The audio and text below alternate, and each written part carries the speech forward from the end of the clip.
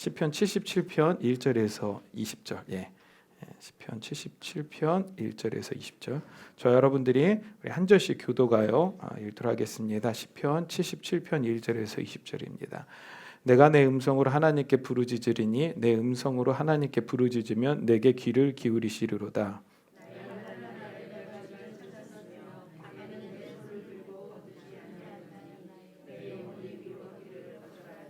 내가 하나님을 기억하고 불안하여 근심하니 내 심령이 상하도다.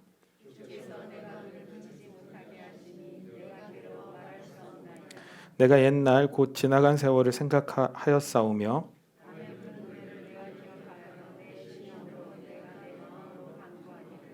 주께서 영원히 버리실까 다시는 은혜를 베풀지 아니하실까.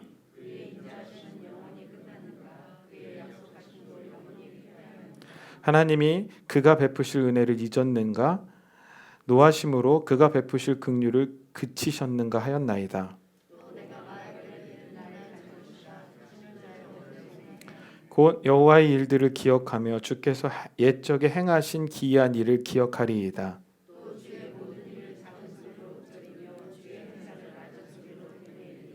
하나님이여 주의 도는 극히 거룩하시오니 하나님과 같이 위대하신 신이 누구오니이까.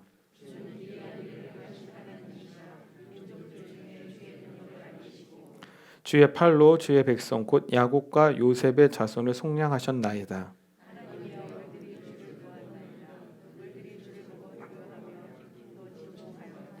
구름이 물을 쏟고 궁창이 소리를 내며 주의 화살도 날아갔나이다.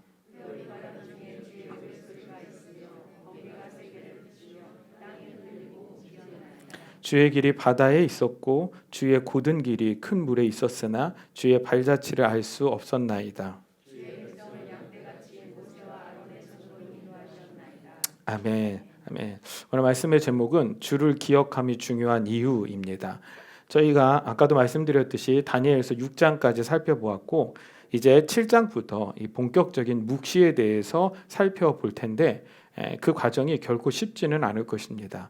사실 다니엘서를 제가 강해하기 시작하면서 주된 목표가 7장부터였습니다. 왜냐하면 이 7장을 온전히 7장부터 시작되어지는 묵시 부분을 우리가 온전히 이해해야만 우리가 요한계시록을 온전히 이해할 수 있기 때문입니다. 그래서 본격적인 걸음을 앞두고 오늘은 잠시 숨을 한번 고르는 시간을 갖도록 하겠습니다. 그러니까 한식을 먹다가 오늘은 양식으로 외식하는 날이라고 생각하시면 돼요. 그래서 계속 다니엘서 듣다가 오늘은 다니엘이라는 이름이 나오지 않을 거라는 생각이 듭니다. 이번 주는 추석 연휴를 기념하여 이렇게 잠시 쉬어가는 한 주를 마련하려고 했는데 그래서 제가 선택한 본문이 시편 77편입니다. 그러니까 이 시편 77편은 지금 우리의 상황과 탄식을 너무나도 잘 대변해주는 말씀이라고 저는 생각을 합니다. 물론 지금의 우리 상황에서 어떤 말씀을 비춰봐도 다 우리 가슴을 울리는 말씀의 적용이 일어날 거라는 생각이 들어요. 왜냐하면 우리 연애를 하다가 헤어지면 어떤 음악을 들어도 다 내 가사 같고 내 이야기 같다는 생각을 하시잖아요. 그러니까 마찬가지로 지금의 상황이 너무나도 힘드니까 어떤 말씀을 들어도 그 말씀이 그냥 지금의 힘들고 어려운 우리의 상황에 다 적용되는 것 같은 느낌이 들죠. 하지만 이 시편 77편은 더더욱 우리의 상황과 일치하고 우리의 탄식과 일치하다고 생각하여 그 공감대로 우리가 좀 이 고백들을 같이 부를 수 있기를 원하는 마음으로 같이 나눠보길 소망합니다. 오늘 본문 시편 77편은 크게 세 부분으로 나눌 수 있어요. 그러니까 1절부터 9절까지와 10절부터 11절 그리고 12절부터 20절까지 이렇게 세 부분으로 나누어질 수 있습니다. 1절부터 9절까지의 중심 주어는 나입니다. 조금 더 구체적으로 표현하면 나의 탄식입니다. 보세요. 내가 내 음성으로 하나님께 부르짖으리니 내 음성으로 하나님께 부르짖으면 내게 귀를 기울이시더라. 나의 환난 날에 내가 주를 찾았으며 밤에는 내 손을 들고 거두지 아니하였나니 내 영혼이 위로받기를 거절하였도다. 내가 하나님을 기억하고 불안하여 근심하니 내 심령이 상하도다. 주께서 내가 눈을 붙이지 못하게 하시니 내가 괴로워 말할 수 없나이다. 내가 옛날 곧 지나간 세월을 생각하여 싸우며 밤에 부른 노래를 내가 기억하여 내 심령으로 내가 내 마음으로 간구하기를. 그러니까 철저히 자기 중심에서 벗어나지 못하는 탄식으로 부르짖고 있는 모습을 보여주죠. 그래서 나라는 1인칭이 끊임없이 등장하고 있어요. 이 부분을 조금 더 쉽게 풀어서 설명하면 이렇게 생각해 볼 수 있어요. 내가 하나님께 소리 높여 부르짖습니다. 내가 주님을 찾습니다. 내 손을 펼쳐 듭니다. 내 영혼은 위로받기를 거절합니다. 내가 하나님을 생각합니다. 내가 신음합니다. 내가 생각에 잠깁니다. 내 심령이 상합니다. 주께서 내 눈꺼풀을 꼭 잡고 계셔서 눈을 감지 못합니다. 내가 너무 괴로워서 내가 말할 수도 없습니다. 내가 옛날을 곰곰이 생각합니다. 내가 지나간 세월을 회상합니다. 내가 마음에 말합니다. 내가 생각에 깊이 잠기며 내 심령을 세밀히 살펴봅니다.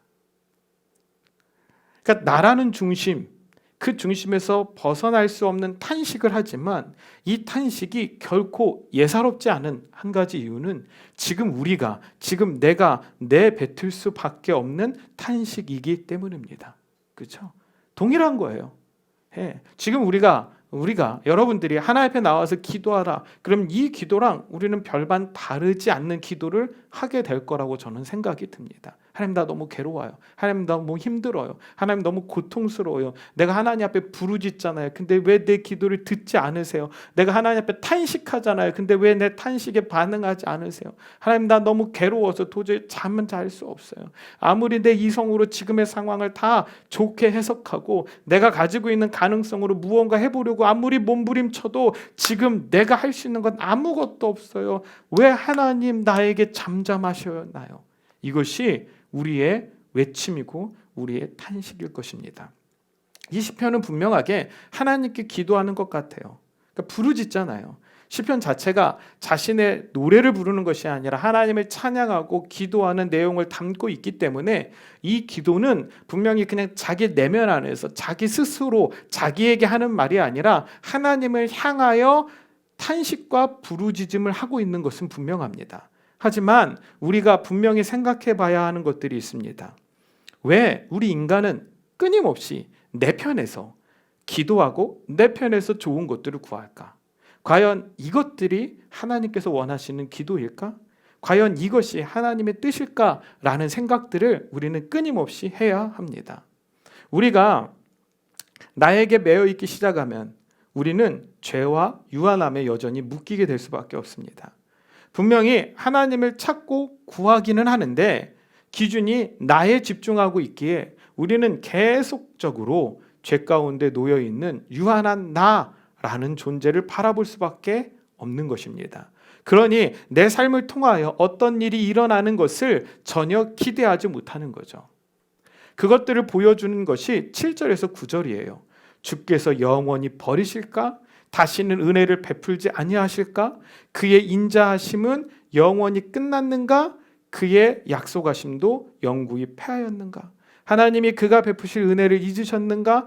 노하심으로 그가 베푸실 긍휼을 그치셨는가 하였나이다. 그러니까 분명히 하나님께 나아가 부르짖고 하나님의 은혜를 구하는데 그 마음 안에서 일어나는 불안이 있어요. 그게 뭐예요? 하나님께서 나를 버리시진 않을까? 내게 다시는 은혜를 베풀지 않으시면 어쩌지? 나에게 베푸시는 하나님의 인자하심이 영원히 끝났으면 어떠나? 나에게 하신 하나님의 약속이 영원히 폐기되었는가? 나의 죄악으로 인해 은혜와 긍휼을 하나님께서 잊으신 것은 아닌가? 놀랍게도 오늘 이 시편은 하나님을 믿고 살아가는 우리의 불안함을 그대로 보여주고 있습니다. 이게 우리의 모습이에요. 이게 우리의 믿음이에요. 우리는 믿는다고 하지만 우리의 믿음의 근거는 하나님이 아니라 나라는 자아에 철저히 묶여 있는 거예요. 그래서 하나님 앞에 나와서 분명히 울부짖고 부르짖고 탄식을 내뱉고 기도하고 있는데 나라는 자아 1인칭에 묶여있기 때문에 지금 내가 처하고 있는 상황의 한계를 벗어나지 못하고 지금 내가 처하고 있는 나의 능력의 한계를 벗어나지 못해요. 내가 양심적으로 나라는 존재가 얼마나 죄인이며 여전히 내가 그 죄 가운데 묶여있다는 걸 알고 있기 때문에 하나님 앞에 나와서 탄식하고 있지만 그 하나님이 내 인생을 변화시키고 나를 구원해 주실 것들을 기대하는 것이 아니라 행여 이렇게 죄인인 나를 하나님께서 버리시진 않을까에 대한 두려움이 더 크다라는 거예요. 그게 오늘 시편 기자가 이야기해 주는 거예요. 1절부터 6절까지 끝까지, 처음부터 끝까지 나 그러다가 나에 집중된 그의 고백이 뭐예요? 이런 나를 주님이 영원히 버리시진 않을까? 이런 나에게 하나님께서 은혜를 베풀지는 않으실까? 그것이 우리의 한계이고 우리의 믿음이라는 거예요. 우리가 믿는다는 믿음의 근거는 나의 어떠함 가운데 있지 않아요. 아멘? 십자가가 거기서부터 출발하는 거예요. 여러분들, 십자가 구원이 많이 나의 행동에, 나의 선행에 기인하여 비롯되었다라면 오늘 이 사고는 분명히 맞아요. 그런데 예수님께서 우리를 구원하신 그 구원의 시작은 나라는 존재에서 시작하지 않았다니까요. 우리의 어떠함에서부터 시작되지 않았어요. 그럼 저와 여러분들은 그 구원을 경험했기 때문에 이제는 나라는 존재에 묶여 있는 것이 아니라, 나의 현실에 매여 있는 것이 아니라 하나님을 바라봐야 될 줄로 믿습니다. 그런데 여전히 우리는 나라는 가능성에 묶여 있어요. 여러분들이 언제 여러분들이 생각하는 가능성의 한계를 깨고 믿음으로 도전해 보신 적이 있나요? 여러분들이 믿음으로 도전했다고 착각하는 많은 순간들의 대부분은 어쩌면 나의 가능성의 최대치를 계산한 결과일지 몰라요. 이 말이 이해되세요? 내가 믿음으로 도전했다고 했는데 뒤돌아서 생각해보면 내가 이성적으로 계산한 거예요. 그래, 이 정도까지는 내가 할 수 있을 것 같아. 그래서 내가 한 거예요. 근데 그걸 우리는 어떻게 포장해요? 믿음의 도전이었다라고 포장을 하는 거죠. 정말 아무것도 보이지 않는 상황 속에서 하나님만 바라보며 도전한 믿음의 사람들은 어쩌면 인류 역사를 통틀어 그리 많지 않을 수도 있습니다. 저 역시도 마찬가지예요. 하나님 앞에 나와서 하나님께서 개척이라는 마음을 주셔서 그 마음, 그 음성을 따라 제가 개척했다라고 이야기를 해요. 실제로 저는 그렇게 하나님 앞에 들었기 때문이죠. 근데 그 음성을 듣고 2년을 망설였어요. 왜? 저의 가능성을 의심하고 있기 때문에. 그러니까 어쩌면 제가 개척을 시작했던 그 순간이 모든 상황들을 다 조절하고 그래, 가능성이 있다라고 생각했기 때문일 수도 있었다라는 것들을 이 설교를 준비하면서 깨닫게 된 거예요. 때론 우리는 무모함을 믿음이라고 여기기도 했고요. 반대로 나의 비겁함으로 어떤 일을 내려놓는 것을 우리는 믿음으로 포기했다, 믿음으로 하나님 앞에 드렸다라고 나의 믿음을 드러내기까지도 했었습니다. 분명히 기도하고 예배하며 부르짖는 탄식의 연속을 살아가지만 여전히 내가 중심이고 나를 죽이지 못했기에 우리는 여전히 이 세상의 삶 속에서 불안한 것입니다. 하나님께 버림받게 되지는 않을까? 하나님께서 우리의 기도에 응답하시지는 않으면 어쩌나? 심지어는 나를 구원하시는 하나님의 은혜와 긍휼까지도 우리는 의심하게 되는 것입니다. 그런데 본문 후반부에 이르러 갑자기 시편 77편의 저자는 자기 자아를 깨고 자기 중심을 벗어나 중심에 하나님을 두기 시작하는 표현들이 등장을 합니다. 12절에서 20절 볼까요? 또 주의 모든 일을 작은 소리로 읊조리며 주의 행사를 낮은 소리로 되뇌이리이다. 하나님이여, 주의 도는 극히 거룩하시오니 하나님과 같이 위대하신 신이 누구오니이까? 주의 기이한 일을 행하신 하나님이시라. 민족들 중에 주의 능력을 알리시고 주의 팔로 주의 백성 곧 야곱과 요셉의 자손을 속량하셨나이다. 하나님이여, 물들이 주를 보았나이다. 물들이 주를 보고 두려워하여 기품도 진동하였고 구름이 물을 쏟고 궁창이 소리내며 주의 화살도 날아갔나이다. 회오리 바람 중에 주의 우레소리가 있으며 번개가 세계를 비추며 땅이 흔들리고 움직였나이다. 주의 길이 바다에 있었고 주의 곧은 길이 큰 물에 있었으나 주의 발자취를 알 수 없었나이다. 주의 백성을 양떼같이 모세와 아론의 손으로 인도하셨나이다. 갑자기 나라는 자아의 판단을 이 시편 기자가 내려놓기 시작한 거예요. 그리고 하나님을 자기 중심에 놓기 시작을 하고 있어요. 자신의 상황과 형편을 탄식하는 것이 아니라 하나님께서 하신 일들을 찬양하는 모습을 보여주고 있죠.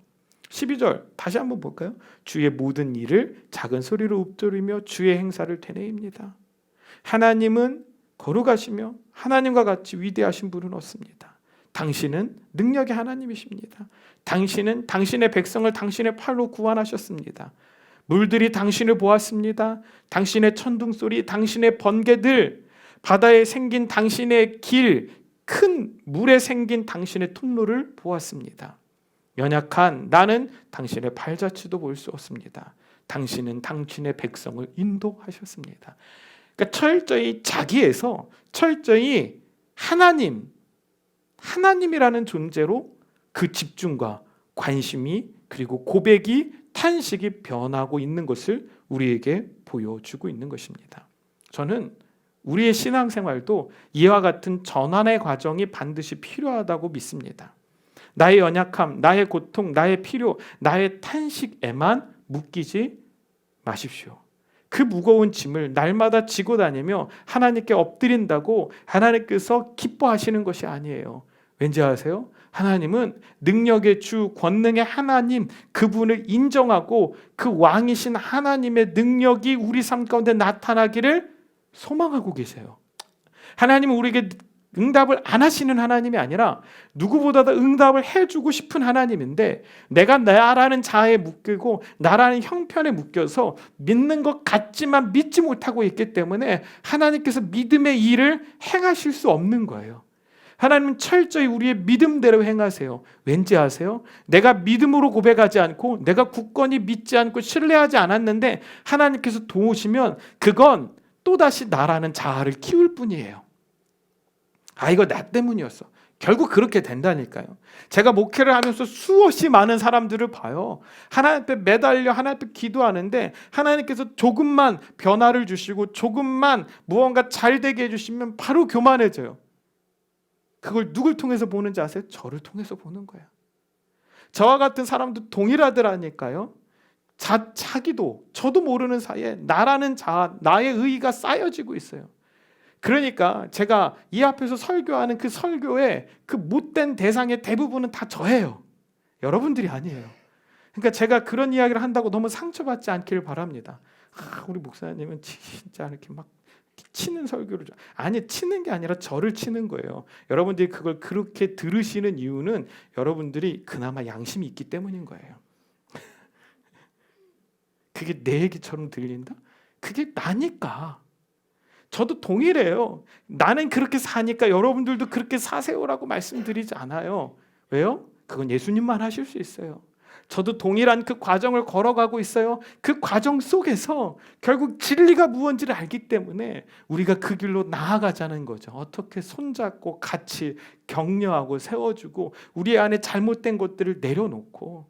저도 동일해요. 조금만 하나님께서 무언가 줘보면 조금만 교만해져요. 반드시 교만해져서 나를 드러내고 자랑하고 누군가가 알아주기를 바라는 마음들로 가득 차 있는 것이 저라는 존재예요. 우리가 신앙의 초기에는 나를 구원하여 주신 그 십자가가 온전히 하나님께로부터 비롯됐기 때문에 우리는 하나님만이 전부이십니다 라고 고백할 수 있을 거예요. 그런데 우리가 조금씩 신앙생활을 하면서 나라는 신앙생활이 쌓여지기 시작을 하는 거죠. 이때 필요한 게 뭔지 아십니까? 자신을 온전히 내려놓는 작업이 필요한 줄로 믿습니다. 그래서 예수님의 제자들도 여전히 자아에 묶여있는 모습을 끊임없이 보여주었던 것이고요. 그런 제자들에게 예수님께서 이렇게 말씀하시죠. 마가복음 8장 35절에 보면 누구든지 자기 목숨을 구원하고자 하면 잃을 것이요 누구든지 나와 복음을 위하여 자기 목숨을 잃으면 구원하리라. 예수님께서는 우리의 생명과 목숨이 중요하지 않다, 하찮다라고 말씀하는 것이 아니에요. 뭐라고 말씀하고 계시냐면 나라는 자아가 살아있어서 나 스스로가 자기 목숨을 구원하려고 행동하고 움직이고 자신의 선행을 통하여 무언가의 결과를 만들어내려고 하면 그 모든 것들은 다 잃게 된다는 거예요. 근데 내가 할 수 없다라는 것을 깨닫고 복음 앞에 엎드려 하나님 나 좀 구원해 주세요라고 하면 하나님께서 구원해 주시겠다라고 이야기를 하고 있는 거예요.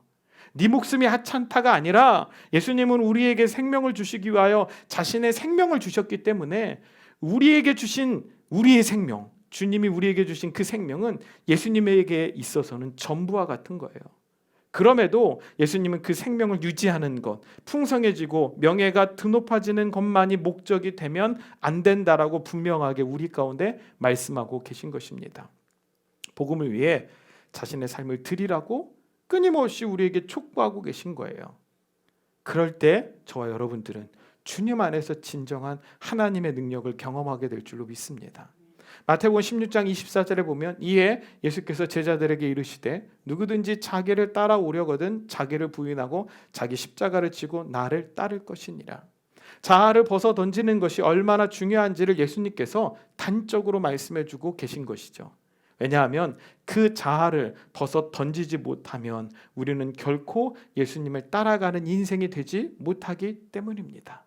그렇다면 이 시편 기자는 어떻게 자아에 매여 있는 믿음에서 하나님을 바라보는 믿음으로 전환이 일어나게 된 것일까요?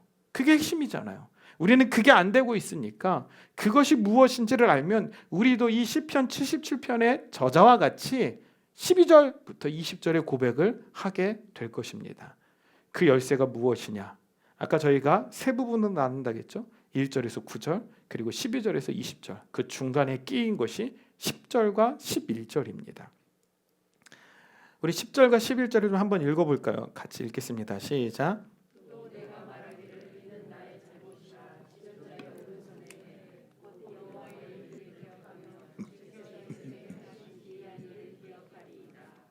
사실 10절은 제가 여러 번역본을 찾아봤는데 매우 번역하기 어려운 본문입니다. 그래서 학자들마다 성경 번역본마다 차이를 보여주고 있어요. 우리가 생각할 때는 성경은 다 똑같을 것 같죠. 근데 상당한 차이들이 있어요. 그래서 우리가 번역본들을 여러 개 보는 것도 저는 나쁘지 않다고 생각을 해요. 공동 번역을 볼까요? 이 공동 번역 10절에 보면 이 몸이 병든 것 생각해 보니 지존하신 분께서 그 오른손을 거두셨기 때문이구나. 이게 무슨 얘기인가 싶죠? 이런 번역이 나온다니까요. 우리말 성경 볼까요? 10절에 보면 이렇게 나와요. 그러고 나서 나는 말했습니다. 내가 정말 연약하기 짝이 없구나. 지극히 높으신 분의 오른손에 붙잡혀 있을 때를 기억해 보자. NRSV라고 미국에서 보면 그러니까 영어 성경에서 영어 성경 중에 우리나라 개역 개정판 같은 성경이에요.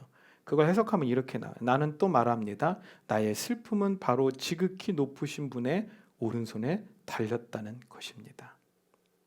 아주 극명한 차이를 보이는 것 같아서 이 본문을 해석하기 매우 난해합니다. 그럼에도 여러 번역본들을 종합해서 우리가 정리해 보기를 원합니다. 10절을 다시 보면 이렇게 나와요. 또 내가 말하기를 이는 나의 잘못이라 지존자의 오른손에 해. 그러니까 분명히 9절까지 탄식을 하고 있던 시편 기자가 갑자기 자신의 잘못을 고백해요. 그렇다면 무엇을 잘못했다라고 말하는 것일까요? 지존자의 오른손에 해라고 번역되어 있습니다. 그리고 11절을 합쳐서 이걸 우리말 성경을 빌려서 번역해 보면 지극히 높으신 분의 오른손에 붙잡혀 있을 때를 기억하지 못함이 잘못이다라는 거예요. 맞죠? 예. 그러니까 지극히 높으신 분의 오른손에 내가 붙잡혀 있었던 그때를 기억하지 못하고 있다라는 거죠. 그러니까 하나님이 나를 돌보시지 않는다가 아니라 하나님께서 나를 외면하셨기 때문에 지금 내가 그 외면하시는 하나님에게 구애를 하며 탄식을 하고 있는 것이 아니라 나라는 존재가 하나님의 오른손에 붙잡혀 있는 때를 기억하고 있지 못하기 때문이라는 거예요. 자, 그럼 한번 생각해 봅시다. 그러면 이 시편 기자는 이 1절에서 9절까지의 탄식을 내뱉을 때 그때 하나님의 오른손에 붙잡혀 있었을까요? 아니면 하나님의 오른손에서 떠나 있었을까요? 어려운 퀴즈인가요? 그 고백을 할 때도 그는 여전히 하나님의 오른손에 붙잡혀 있었어요. 아멘? 하나님은 그런 분이시니까. 그런데 나의 형편과 나라는 자아에 매여서 자기가 여전히 하나님의 오른손에 붙잡혀 있다라는 것을 그는 기억하고 있지 못했던 거예요. 그러니까 나라는 탄식이 끊임없이 쏟아져 나오는 거예요. 우리도 그렇잖아요. 예? 그렇잖아요. 우리가 제가 소그룹 모임을 별로 그렇게 좋아하지 않는 이유 중에 하나는 이 소그룹 모임에서 같이 신앙과 믿음을 막 나누고 막 격려하고 그래서 막 일어나야 되는데 제가 수없이 많은 청년들의 신앙 이렇게 소그룹 모임들을 이렇게 지켜보면서 느껴지는 건 한 명만 어려운 얘기를 하잖아요. 그러면요 그렇게 열심히 예배하고요 예배 뒤에 한 2시간 동안 맞아 너무 힘들어. 막 그러니까 주님 없어. 믿음 없어. 그리고 믿음 다 까먹고 가. 차라리 야 소그룹 모임은 없는 게 낫겠구나. 막 제가 이런 생각을 수없이 했다니까요. 그럼 또 교제가 없어. 그 청년들이 교제하고 싶어. 그래? 그럼 또 소그룹 모임을 다시 해요. 그러면 아니나 다를까 막. 그 안 되겠다. 그럼 성경 공부를 시켜야겠다면 성경 교제를 하고 가르쳐요. 하나님께서 위대한 일을 행하셨습니다. 그래서 한 명씩 어떠냐고 나눠보자면 한 명만이라도 근데 난 이 하나님의 위대하심이 나에겐 잘 안 느껴지네. 그럼 또 그래. 맞아. 그럼 리더도 그래요. 나도 그래. 그냥 목사님이 이렇게 하락해서 하는 거지. 나도 힘들어. 이게 도대체 이놈의 소그룹 모임은 왜 필요한 거지? 막 이 생각이 끊임없이 들어요. 끊임없이. 그러니까 한 명만이라도 자기 자아에 묶여서 자기 탄식에 매여지기 시작을 하면요. 모든 전염이 일어나요. 그래서 모두 다 여전히 하나님의 오른손에 자신이 매어 있고 붙잡혀 있다라는 것을 깨닫지 못하고 자기의 자아로 자기의 현재로 돌아서고 있는 모습들을 우리가 보게 되는 거예요. 11절 볼까요? 곧 여호와의 일들을 기억하며 주께서 옛적에 행하신 이 기이한 일을 기억하리라. 그래서 여호와의 일들을 기억하자. 주께서 옛적에 내게 행하신 우리에게 행하신 그 일들, 이 민족에게 행하신 그 일들을 기억하자라는 거죠. 결국 10절과 11절을 통하여 이 시편 기자는 9절까지의 자신의 탄식의 근원이 무엇이냐? 여호와의 손에 붙잡혀 있지 못한다라고 스스로 생각하고 있었다라는 거예요. 그걸 자신이 기억하지 못하고 있었기 때문이다라는 것을 깨닫게 된 거죠. 그래서 자신의 눈을 들어 주님을 바라보기 시작한 거예요. 나를 여전히 붙잡고 계시는 하나님, 오른손으로 내 삶 가운데, 우리의 삶 가운데, 우리의 가정 가운데, 공동체 가운데, 교회 가운데, 이 나라 가운데 하나님께서 행하신 그 위대한 일들을 기억하고 떠올리기 시작을 하는 것이죠. 여러분들이 지금까지도 이 코로나 전국 가운데서도 여전히 하나님을 예배하고 주님의 교회를 나오고 섬기는 한 가지 이유는 그 한 포인트가 있기 때문일 거예요. 그게 여러 번일 수도 있지만 적어도 한 번은 있어요. 내가 주님을 버릴 수 없는 이유. 그렇죠? 그럼 우리는 뭐 해야 돼요? 그때를 기억하는 거예요. 그리고 그 하나님은 변하시지 않기 때문에 그 하나님은 여전히 나를 오른손으로 붙잡고 있구나. 아멘? 그런데 내가 그 손을 자꾸 뿌리치고 세상을 향해 가려고 하고 세상을 바라보고 세상 속에 있는 나의 고통이 나의 주인이 되어 내가 그 고통을 섬기고 있고 그것이 나의 믿음이라고 착각하여 나는 그 고통을 하나님 앞에 나와 내 이름으로 1인칭으로 부르짖는 것이 기도라고 착각하면서 살아가고 있었구나. 아니, 나를 구원하신 그 하나님을 내가 바라봐야지. 아멘? 나를 여전히 붙잡고 계시면 나에게 행하신 그 위대하신 하나님의 일들을 내가 기억해야지. 내가 떠올려야지. 그래서 이 시편 기자는 12절부터 20절까지 뭐 하고 있는가요? 자기에게 행하신 하나님의 일들을 고백하고 있는 거예요. 자기 민족에게 하나님께서 하셨던 일들을 고백하고 있는 거예요. 나에게 행하신 일이 떠오르지 않아요? 그러면 주님의 교회를 위하여 하신 일, 이 나라, 이 민족을 위하여 하나님께서 하신 일들을 떠올려 보세요. 그러면 결국 우리는 그 하나님을 다시 고백할 수밖에 없는 줄로 믿습니다. 결국 그 고백이 우리의 믿음을 회복시킬 거예요. 어떤 믿음? 하나님을 향한 믿음. 그리고 신뢰하기 시작해요. 무엇을요? 내가 하나님의 그 권능의 손에 붙잡혀 있다는 것을 믿기 시작해요. 그래서 내 모든 슬픔, 아픔, 지금의 형편과 상황을 하나님 앞에 의탁하고 맡기는 거예요. 그때 주님이 이렇게 말씀하시는 거예요. 됐어. 때가 됐어. 그래, 잘했어. 내가 기다린 건 이거야. 네가 믿음으로 온전히 나를 신뢰하는 것. 네가 믿음으로 온전히 나의 손에 붙잡혀 있는 것들을 바라보는 것. 아멘?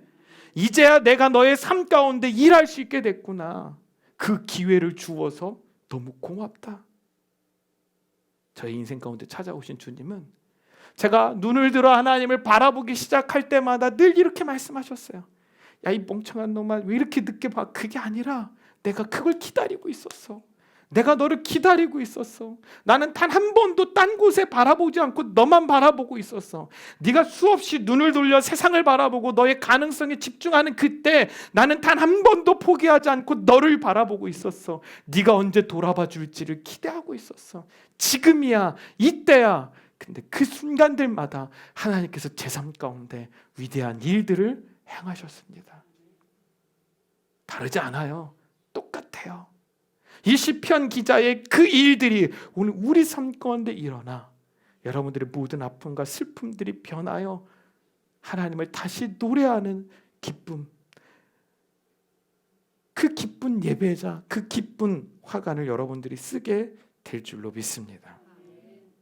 예, 그게 믿음이고 그게 신앙생활이에요. 그러므로 오늘 집에 가셔서 한 번씩 고민하세요. 주님께서 옛적에 내게 행하신 일들이 무엇일까? 그 일들을 떠올려 하나님 앞에 아름다운 믿음의 고백을 드리는 그런 한 주 되길 주님의 이름으로 간절히 축원합니다. 우리 시간에 빛나는 왕의 왕 이 찬양같이 고백하며 하나님 앞에 우리 예물 드리고 우리 기도하기를 소망합니다.